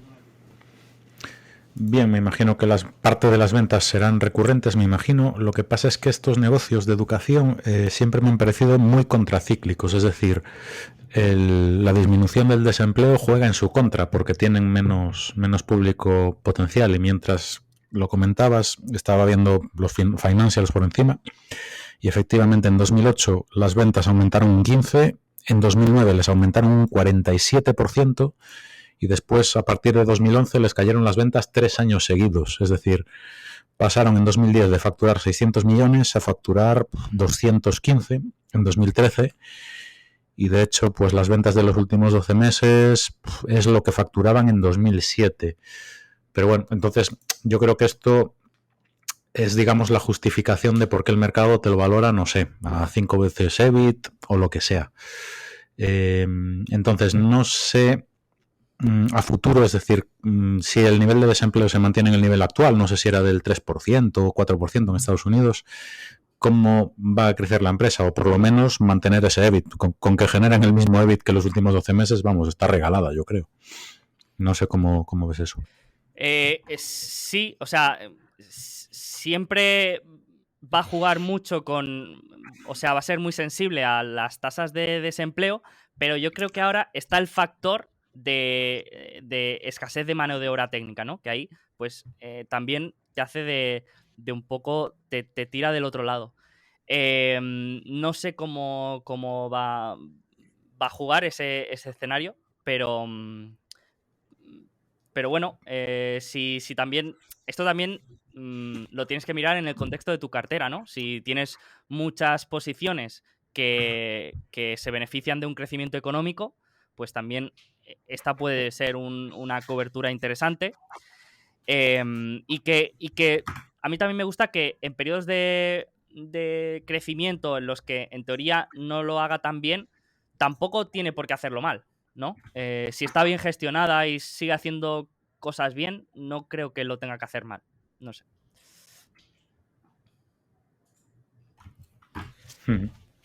Carlos, ¿quieres comentar Vale. algo? Bueno, por mi parte, ¿hasta qué punto estamos jugando los cheques? ¿No? Porque, o sea, si no hay desempleo casi en Estados Unidos y lo que necesitas que se reincorpore al mundo laboral es la gente que no está desempleada, ¿no? Pero que está fuera del mundo, bueno, parece que es como una forma de jugar los cheques. ¿No? Porque es gente que está recibiendo dinero que no ha querido trabajar, de repente se acaban las ayudas y dice, oye, pues igual me tengo que formar y tengo que trabajar. ¿Compras esto, sí o no? O sea, yo lo que compro es que haya escasez de capacidad profesional por los cheques, ¿no? De que haya gente que por los cheques y por otros factores. Que haya gente que haya decidido hacer otras cosas porque ahora tiene esa ayuda o por las circunstancias que sean. Pero sí que es verdad que si se acaban esos cheques, la gente va a volver al mercado laboral. Eso sí que lo veo. Pero aún así, creo que, o sea, aún volviendo esa parte de la población al mercado, o sea, no es que haya una escasez de, uy, nos faltan, es que si miras datos, o sea, es una brecha muy grande.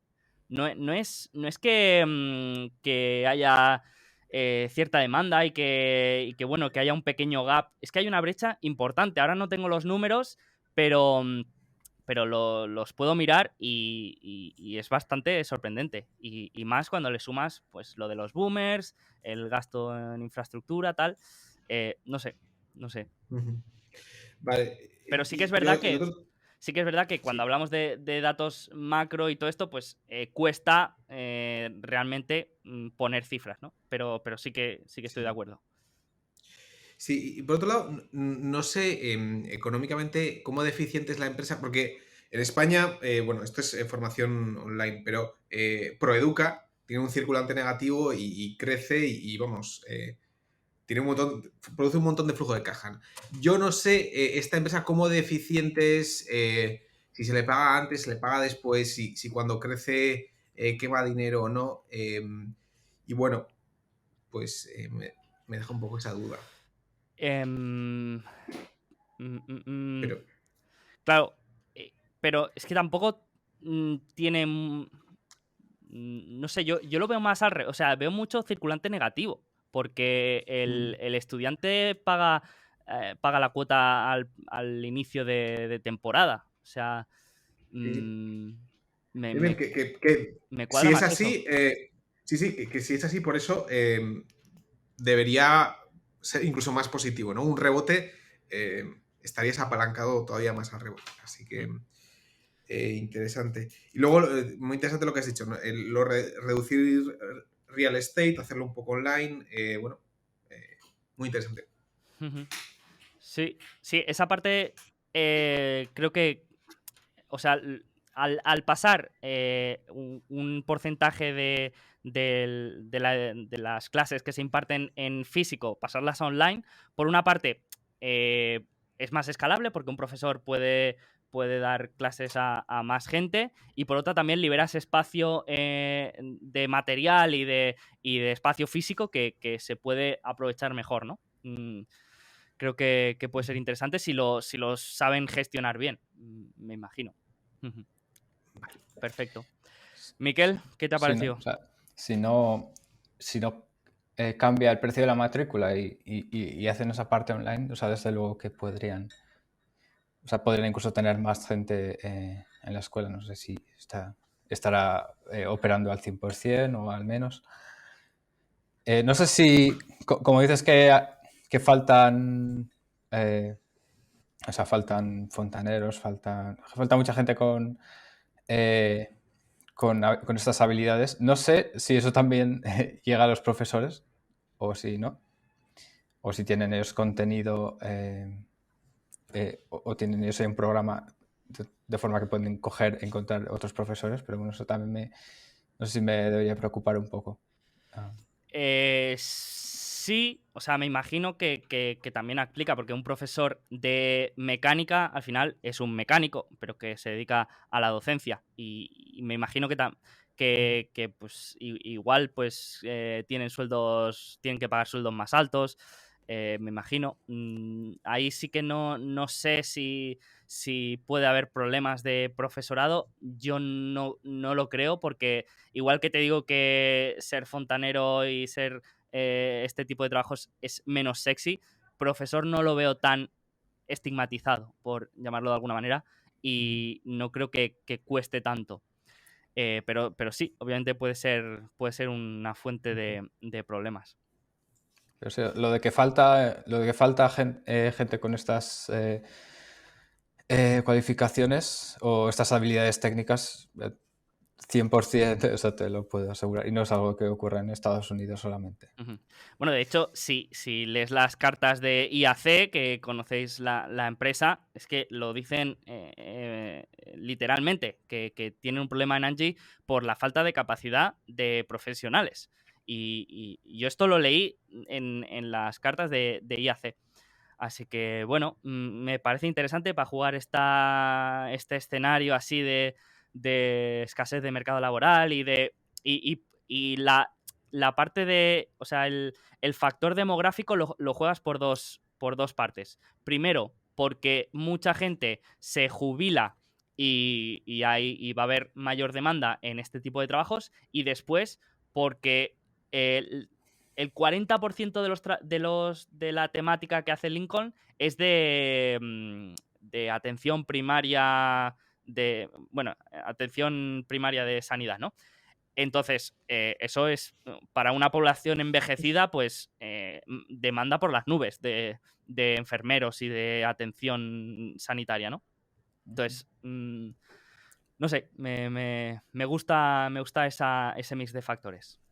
Perfecto, pues cerramos esta parte de comentario de empresas aquí. Y ahora viene la última parte, que es la mejor, que es en la que nos ponemos deberes para el próximo trimestre. Vamos a hacerlo de manera rápida. Pero, Carlos, proyectos, objetivos, tareas, planes para el próximo trimestre, ¿qué tienes en mente? Bueno, yo principalmente tengo el problema de que cuando empiezo a mirarme un tema o cualquier cosa, pues entro mucho en el agujero, ¿no? De mirarme esto, luego otro, y al final pasa el día y no sabes qué has hecho, ¿no? Es un tema bastante problemático. Y entonces, pues quiero hacerlo, solucionar este tema y ya empecé a utilizar Toggle en su día. ¿Te acuerdas lo de poner los tiempos? Y bueno, quiero darle otra oportunidad, creo que aporta mucho valor y tengo que cronometrarme, ¿vale? Y luego en Obsidian estoy intentando escribir un pequeño diario también con tareas pendientes y creo que todo esto me puede ayudar. Uh-huh. ¿Incluimos también familiarizarse con el ecosistema Apple? Sí, bueno, yo no sé, sí. ¿Cómo llevas la pelea? Pero vale. No sé, tío, no lo veo claro. Estamos con ello. Vale. Bueno, volveremos a preguntar en el próximo. Perfecto. Adri, planes, proyectos, objetivos para este trimestre.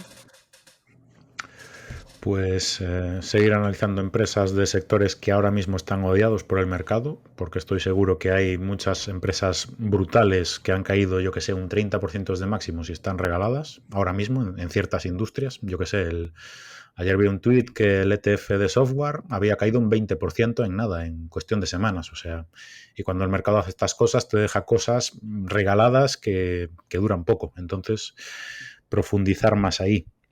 Quizás a veces es complicado porque se escapan del círculo de competencia, pero siempre aparece alguna que dices, bueno, este negocio lo puedo llegar a entender. Que esto entra en conflicto con otro de mis objetivos, que es concentrar más la cartera. Entonces también le tengo que dar una revisión a los negocios que ya tengo en cartera para subir el listón y decir, si este negocio no mejora alguno de los negocios que tengo en cartera, pues se va a quedar ahí en el radar hasta que esté a una valoración de derribo o hasta que quite una empresa de cartera. Tengo ahí ese dilema de que quiero más empresas, pero también quiero concentrar la cartera. Entonces, esa es la lucha. Un clásico. Genial. Miquel, ¿qué te ha parecido la experiencia Alfa Positivo de estar en el podcast, el Mastermind, todo? Muy bien. En pocas palabras, entretenido. Genial. Pues, ¿qué deberes te pones para el próximo Mastermind que te vamos a preguntar? Si has cumplido, qué objetivos, qué tareas quieres ponerte, va. Pues lo que he empezado ya a hacer es que estoy reescribiendo todas las notas que están relacionadas con empresas. Que vengo de que hace aproximadamente un mes hice un texto y luego lo intenté grabar en formato vídeo y quería grabar unos 40 minutos y grabé y me salieron 2 horas. Y me di cuenta de que en parte era porque mis notas sobre empresas estaban bastante desorganizadas y repetía muchas cosas y yo estaba pues repitiendo mucha información. Entonces creo que estoy muy contento de cómo tengo las notas ahora mismo de temáticas y enlazando varios temas con otros, pero con cómo están organizadas las empresas y intentando hacer un resumen, creo que está mal. Entonces ya he empezado y querría hacer todas las empresas que tengo. Y de hecho, pues me ha ayudado bastante preparar qué decir sobre Spotify en 10 minutos, porque si no me hubieras parado, hubiera hablado 40, 50. Y al final no habría aportado mucho más, yo creo. Bueno, veo mucho interés aquí por la gestión del tiempo, por la gestión de proyectos, del management, todo esto. Me gusta. Vamos a tener que hacer un mastermind solo de cómo nos organizamos y cómo gestionamos la información y las tareas y todo. Vale. Muy interesante. Pues yo, por ponerme deberes, también estoy haciendo un rediseño del estudio de grabación. Para el próximo Mastermind lo tengo que tener acabado y niquelado y bien hecho todo, y a ver si queda bien, que todavía me queda mucha faena, pero bueno, así me comprometo en público. Genial, pues me ha encantado. Muchísimas gracias a los tres. Adri, muchísimas gracias. Espero que te encuentres mejor. Gracias por hacer el esfuerzo, incluso en estas condiciones, que sé que a veces la vacuna te deja un poco chof, así que muchísimas gracias, Adri. Nada, hombre, a ti por invitarme, como siempre. Genial. Carlos, muchísimas gracias también a ti por tu tiempo, por todo, como siempre. Un placer, así que muchísimas gracias. Un placer, sí. Vale.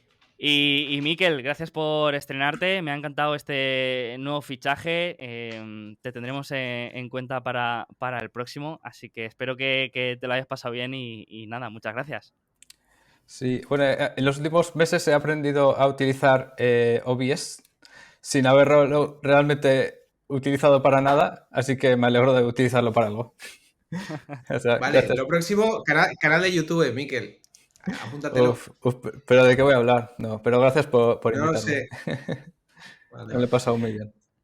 Genial. Y a los oyentes, nada, muchísimas gracias por estar ahí casi 2 horas de charla. Y espero que os haya gustado, que os hayan parecido interesantes las empresas.